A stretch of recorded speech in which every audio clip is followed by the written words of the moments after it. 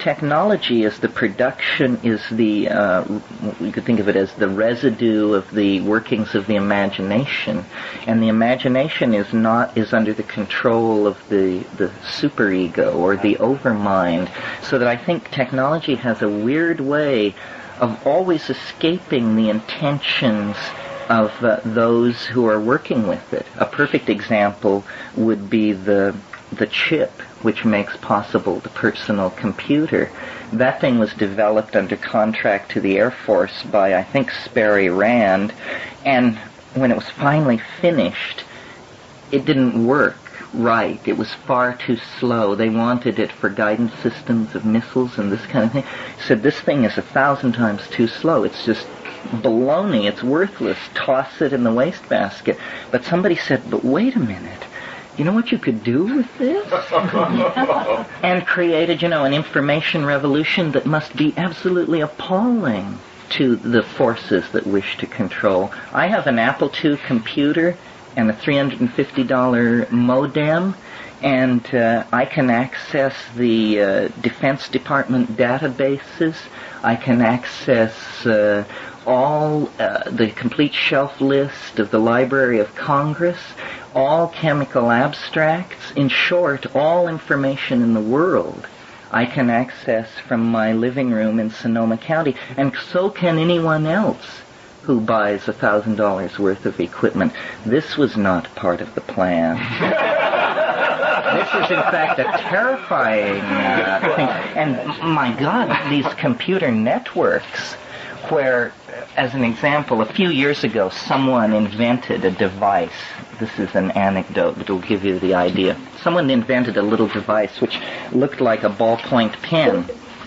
And it was a small cybernetic device that could be programmed with a category, like, let's say, stamp collector or sadomasochist. And when you wore this pen, if you got near anyone else who was wearing a similar device programmed with the same word, your pen would begin flashing a little light. The notion was that these things could be sold to people who hang out in singles bars and would create a dimension neither public nor private, a new dimension where people of similar interests could get together completely. So isn't that interesting? And this thing had a range of 20 feet. Okay? So now comes the $1,000 worth of cybernetic equipment and the telephone, and it's the same device. It doesn't clip into your shirt pocket, but we've extended the range to include the entire planet. Or you could have a search program on it too. Oh, you do. You go into these computer networks, and you say, who listed that they were interested in mushrooms, psychedelics, psilocybin, consciousness-altering drugs, hallucinogens, and then out of 70,000 users on the network, in 4.5 seconds, it tells you that 12 people listed one or some of those words. You immediately type a little letter to each one, shoot it off through the system, and you're in contact with those people. This makes conspiracy on a level almost impossible to conceive, a form of liberation. And these kinds of hardwired technologies are simply patriarchal follow-ons to the feminizing of consciousness that is happening in drugs. In other words, you can almost think of drugs as the software and cybernetics as the hardware of what is being done.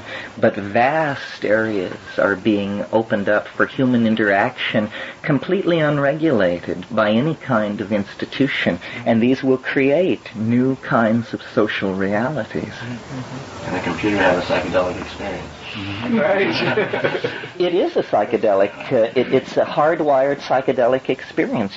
People tend to think of computers as masculine, I guess, because the first generation of people who built them were male.